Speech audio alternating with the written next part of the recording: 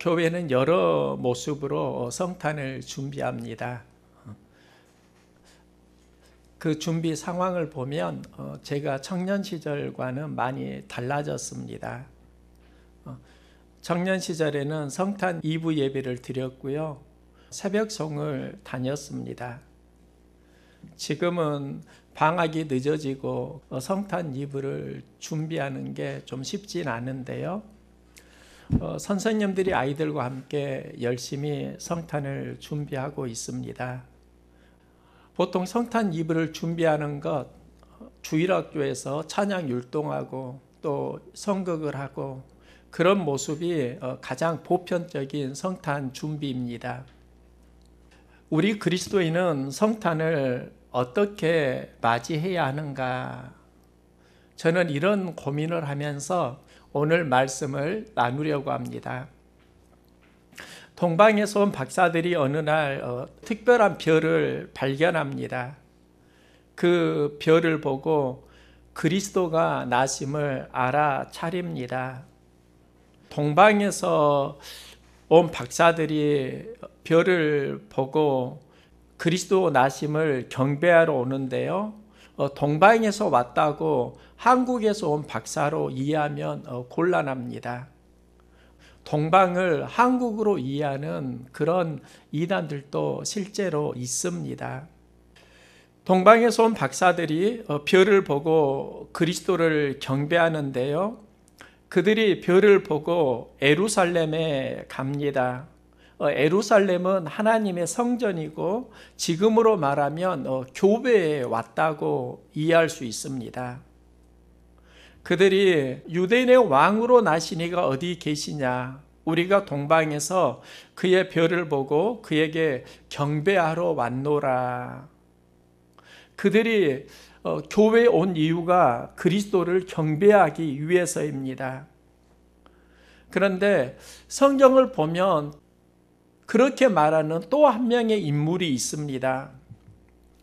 헤롯이 가만히 박사들을 불러 별이 나타난 때를 자세히 묻고 베들레헴으로 보내어 이르되 가서 아기께 대하여 자세히 알아보고 찾거든 내게 고하여 나도 가서 그에게 경배하게 하라. 헤롯 왕도 나도 그리스도를 경배하게 하라 이 이야기를 합니다.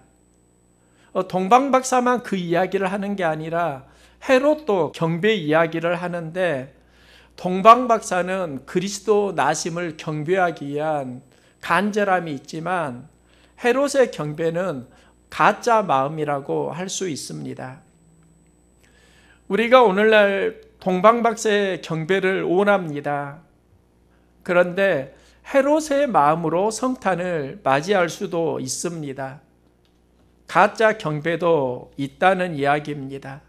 동방박사의 경배를 통해서 우리가 해야 되는 경배를 보려고 합니다. 동방박사가 그리스도를 경배하기 시작하는 그 출발은 그 별을 보고입니다. 하늘에는 많은 별이 있습니다. 그 중에 그리스도가 나심을 알리는 별을 동방박사가 발견합니다.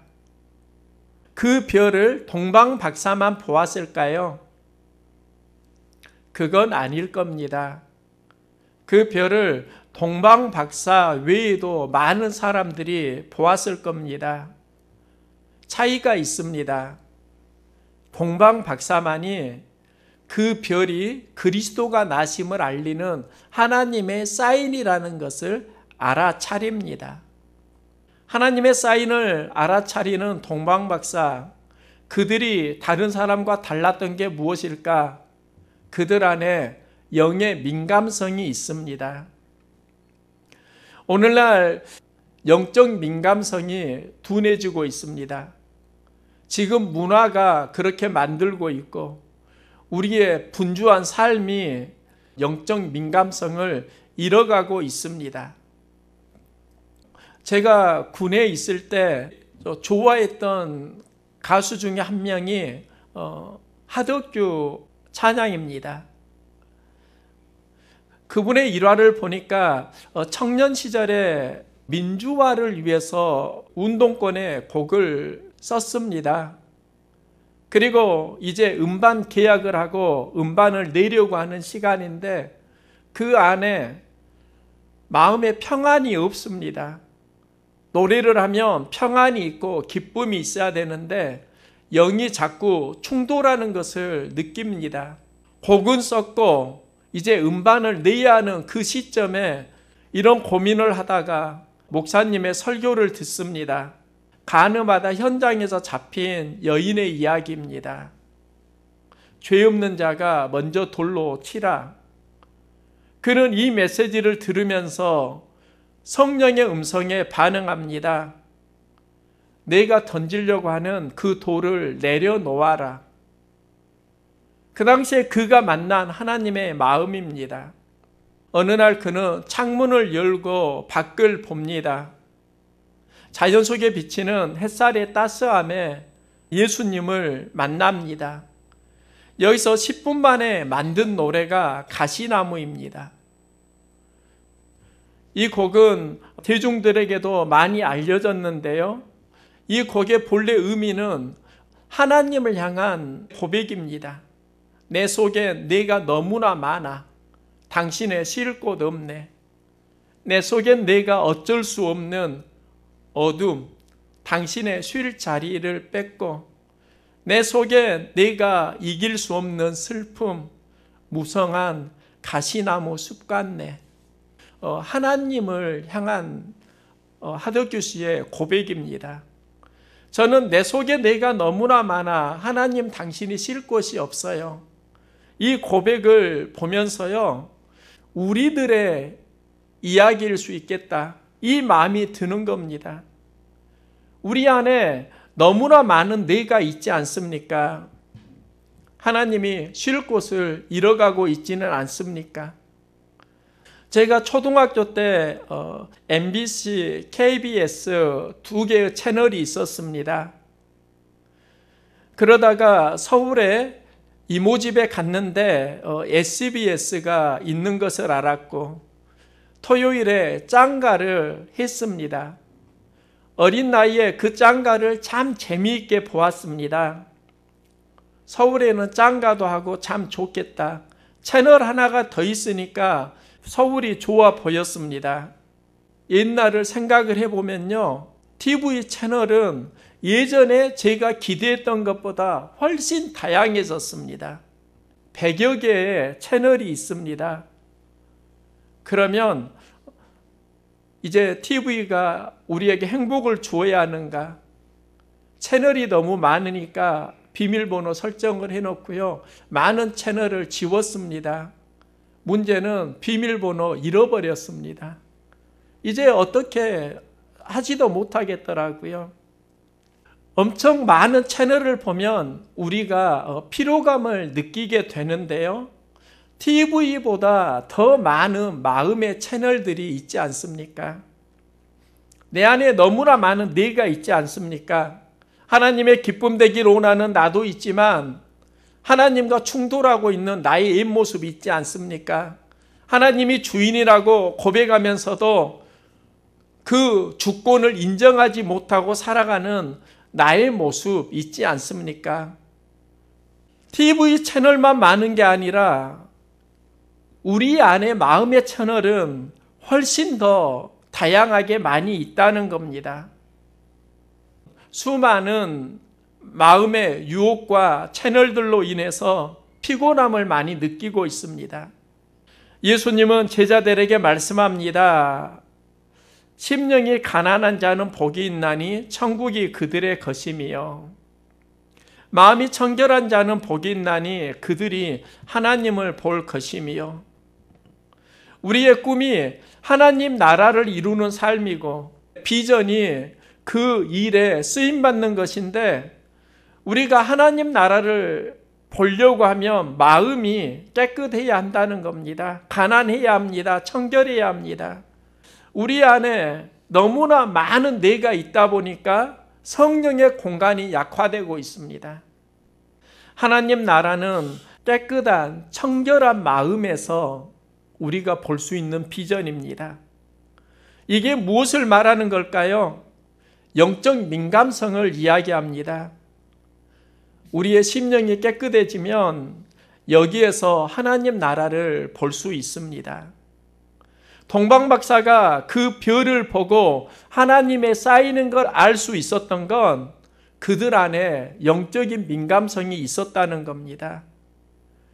이 시대 우리가 하나님 나라를 볼 수 있는 영적 민감성이 있기를 소망합니다.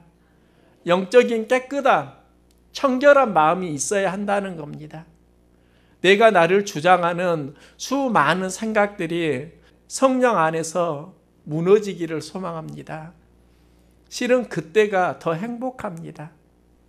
그게 안 되니까 고민하고 신음하는 것이지, 내가 성령 안에서 무너지면은 평안을 찾을 수 있다고요.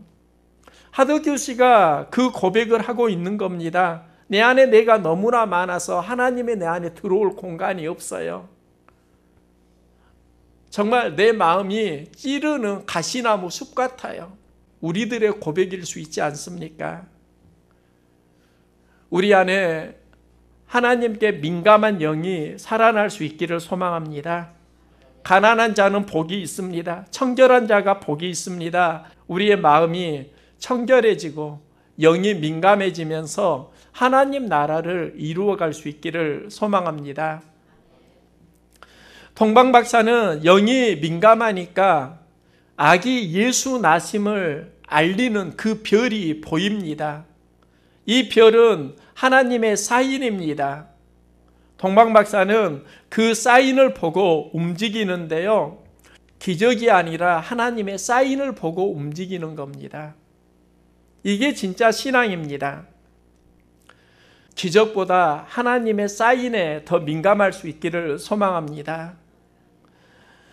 그리고 동방박사가 하나님의 사인을 따라 움직이는데 엎드려 아기께 경배하고 보배압을 열어 황금, 유향, 몰약을 예물로 드리니라. 엎드려 아기께 경배했다. 엎드려 경배했다. 이게 예배를 드렸다는 겁니다. 예배가 엎드려 경배하다입니다. 그러면 우리가 하나님 앞에 예배자로 서기 위해서 무엇을 드려야 하는가? 그게 황금, 유향, 몰약의 예배라고 할 수 있습니다. 황금은 변하지 않습니다.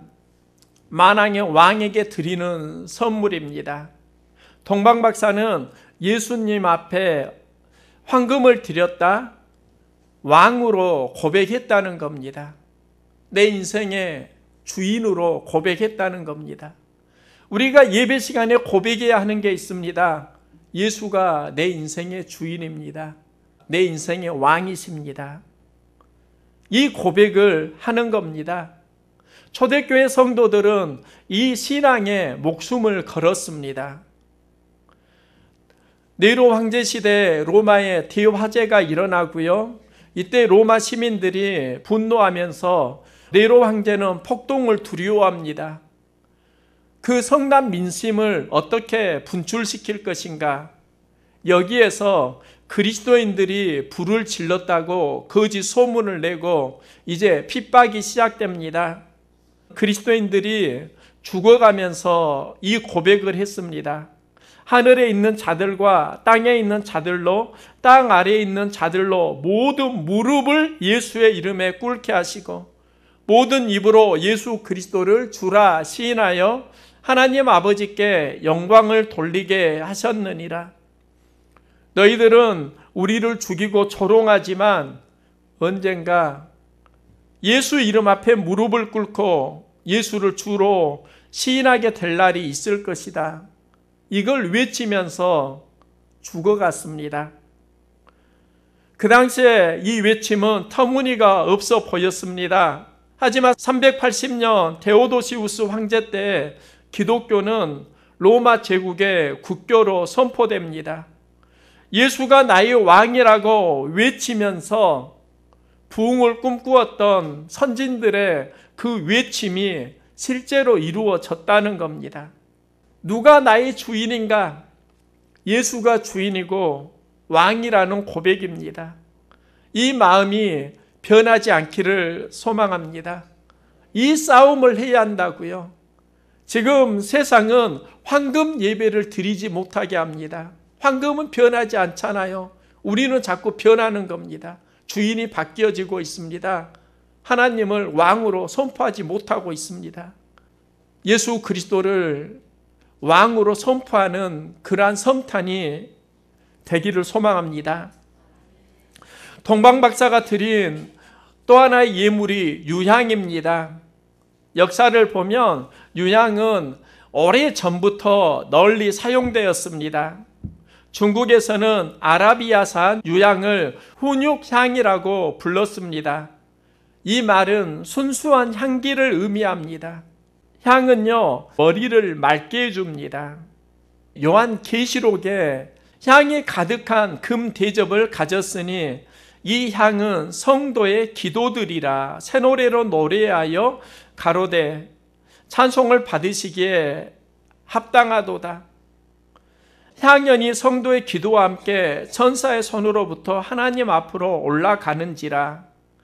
계시록에 향이 나오는데 이 향은 하나님께 올려드리는 찬양과 기도를 의미합니다. 예수님께 유향을 드렸다는 것은 찬양과 기도에 경배를 했다는 겁니다.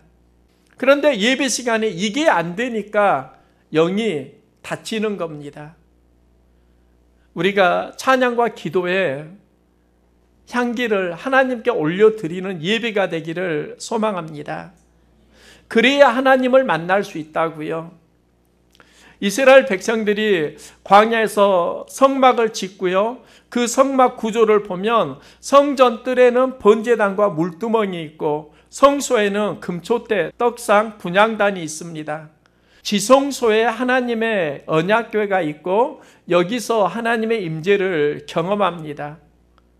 성전 뜰을 지나서 성소에 들어가고 성소를 지나서 지성소에 들어갑니다. 지성소를 들어갈 때는 반드시 성소를 지나게 되는데 성소의 좌우에 금초대와 떡상이 있고 지성소 바로 앞에 있는 것이 분향단입니다. 그 분향단은 하나님께 올려드리는 향기를 말합니다. 이게 바로 찬양과 기도의 향기입니다. 찬양과 기도가 하나님께 올려드리는 우리의 믿음이라는 겁니다. 찬양과 기도를 통해서 지성소에 들어간다고 하면 우리가 왜 하나님의 임재를 경험하지 못하는가? 우리 안에 찬양과 기도가 막혔기 때문입니다. 찬양과 기도가 열리기를 소망합니다. 우리가 찬양하고 기도가 열려야지 하나님의 임재를 경험할 수 있다는 겁니다. 유향을 예수님께 드렸다. 예배 시간에 찬양과 기도가 살아날 수 있기를 소망합니다. 그리고 몰약을 드리는데요. 몰약은 방부제 역할을 합니다. 미라를 부패하지 않도록 사용할 때 그게 몰약이기도 합니다. 몰약은 성경에 몇 군데 등장하는데요. 제가 성경을 보면서 참 인상적인 게 니고데모의 몰약 이야기입니다. 니고데모는 요한복음에 3번 나오는데요. 첫 번째 만남이 요한복음 3장에서 물과 성령으로 거듭남에 대한 만남입니다. 너희가 물과 성령으로 나지 아니하면 하나님 나라에 들어갈 수 없느니라. 이 말씀을 니고데모와의 이야기에서 예수님이 하십니다. 요한복음 7장에도 니고데모가 나오는데요. 초막절이 가까운 시점에 예수님이 대중에게 설교를 하시고 여기에 많은 이들이 은혜를 받습니다. 감동을 누립니다. 예수가 그리스도라고 말하는 사람들이 등장합니다. 이때 대제사장과 바리새인들이 예수를 잡으려고 하지만 예수를 따르는 사람이 많으니까 그럴 수가 없었습니다. 예수를 옹호하는 사람들에게 말합니다. 너희가 예수에게 미혹되었느냐? 너희가 예수에게 미혹되었느냐? 비꼬는 말을 합니다. 이때 니고데모가 등장해서 하는 말이 있습니다. 우리 율법은 사람의 말을 듣고 그 행한 것을 알기 전에 심판하느냐? 너희가 왜 예수를 함부로 심판하고 판단하느냐? 그분이 행하는 것은 하나님의 뜻대로 행하는 것이다. 함부로 판단하고 정죄하지 말라. 지금 니고데모는 대제사장 바리새인들 앞에서 예수님을 옹호하고 있는 것입니다. 그리고 마지막으로 등장하는 것이 바로 요한복음 19장인데요. 예수님이 십자가에 달려 죽으시고 무덤에 있을 때 니고데모가 예수님을 장사하기 위해 가져온 것이 바로 모략입니다. 예수님과의 만남에서 물과 성령의 거듭남, 그리고 그의 삶 가운데 예수님과 동행하는 삶의 흔적들이 있는데, 예수님이 죽었을 때 그가 왜 모략을 가져왔을까? 이런 추측을 하게 됩니다. 물과 성령으로 거듭난다. 이 믿음의 핵심이 무엇인가? 그 믿음의 핵심의 정점이 바로 예수 그리스도의 장사함의 몰약 예배가 아닐까? 그러면 몰약의 핵심은 무엇인가? 거듭나면서 우리는 어떻게 살 것인가 고민합니다. 나 어떻게 살지? 그런데 몰약 예배 진짜는요, 어떻게 살 것인가가 아니라 나 어떻게 죽어야 하지? 이게 진짜 몰약 예배입니다. 예수님의 삶은 살기 위한 고민이 아니라 어떻게 죽을 것인가? 이게 진짜 몰약의 의미입니다. 예수님의 죽음을 기념하는 것이 몰약이고, 이 의미 속에서 하나님의 뜻을 따라서 살겠습니다. 나를 위한 삶이 아니라 타자를 위한 삶을 살겠습니다. 이게 바로 빛과 소금의 삶입니다. 우리는 어떻게 살 것인가, 이 고민을 다 하게 되는데요. 답은 어떻게 살 것인가에서 찾지 말고 어떻게 죽을 것인가에서 찾을 수 있기를 소망합니다. 어떻게 순교할 것인가? 여기에 대한 답을 찾으면 어떻게 살 것인가의 문제는 저절로 풀리는 겁니다. 동방박사의 경배는 그리스도인이 어떻게 예배해야 하는가를 알려줍니다. 황금 예배는 예수님을 나의 주인, 왕으로 고백하는 신앙입니다. 윤향은 하나님께 올려드리는 찬양과 기도의 향기입니다. 몰약은 어떻게 죽을 것인가, 어떻게 순교할 것인가에 대한 빛과 소금의 삶입니다. 이제 동방박사가 황금 유향 몰약을 아기 예수께 드립니다. 그 뒤에 꿈에 동방박사에게 하나님이 지시하시는 메시지가 있습니다. 꿈에 헤롯에게로 돌아가지 말라. 헤롯은 그리스도를 경배하겠다고 한 사람입니다. 왕이 그리스도가 나심을 경배하겠다고 합니다. 그러면 기쁜 소식입니다. 그런데 왜 하나님은 동방박사들에게 헤롯으로 돌아가지 말라, 이 말씀을 하시는가? 헤롯이 하겠다고 하는 경배는 하나님이 기뻐하지 않는 경배라는 겁니다. 그리고 헤롯의 마음은 가짜 마음이라는 겁니다. 그는 권력욕이 매우 강했습니다. 하나님을 섬기는 척했습니다. 성전을 그가 지어도 그건 순수한 동기가 아닙니다. 유대인들에게 마음을 사기 위해서 그들에게 성전을 지어 주었고, 그 성전을 수십 년 동안 조금씩 지었던 사람입니다. 그는 그리스도를 왕으로 인정하지 못합니다. 그가 그리스도를 왕으로 인정하지 못하는 근본 이유는 내가 왕이라는 겁니다. 워치만 리는 우리가 종이 되기까지 주님을 주인으로 인정하지 못한다. 주님은 주인으로 우리 안에서 일하지 않으신다. 이런 고백을 합니다. 헤롯은 내가 왕이라는 사람입니다. 우리가 내가 왕이 아니라 하나님이 왕이라고 인정할 때 경배가 시작되는데, 헤롯은 경배자가 아닌 겁니다. 인생은 누가 주인이고 왕인가에 따라 달라집니다. 누가 왕인가는 내 인생이 누구의 다스림을 받을 것인가의 이야기입니다. 말씀이 다스리는 인생을 살아가야 합니다. 말씀을 지키면 말씀이 우리를 지켜줍니다. 그게 은혜입니다. 수많은 인생이 내가 주인이고 말씀이 없어서 방황하고 무너집니다. 거꾸로 생각해야 합니다. 예수를 왕으로 고백하면 말씀이 나를 지켜 보호해 주시는 겁니다. 동방박사의 경배와 헤롯의 경배의 가장 큰 차이점은 누가 왕인가에 대한 이야기이고, 또 동방박사와 헤롯의 이야기는 바로 우리들의 이야기입니다. 헤롯의 경배는 가짜 마음이 있습니다. 우리 안에도 이런 갈등 하잖아요. 내가 왕이니까 가짜 마음이 생길 수밖에 없습니다. 동방박사의 경배에는 하나님의 영광이 있습니다. 황금, 유향, 몰약은 우리가 드려야 하는 예배입니다. 내 인생의 왕이신 예수 그리스도를 만나는 황금 예배, 찬양과 기도의 향기를 하나님께 올려드리는 유향 예배, 성령으로 거듭나서 어떻게 살 것인가, 순교자의 삶으로 세상의 소금과 빛의 삶을 살겠습니다 결단하는 몰약 예배, 이 예배가 우리 안에서 드려지기를 소망합니다.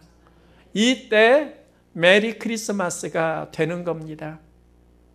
우리 인생이 메리 크리스마스를 경험할 수 있기를 소망합니다.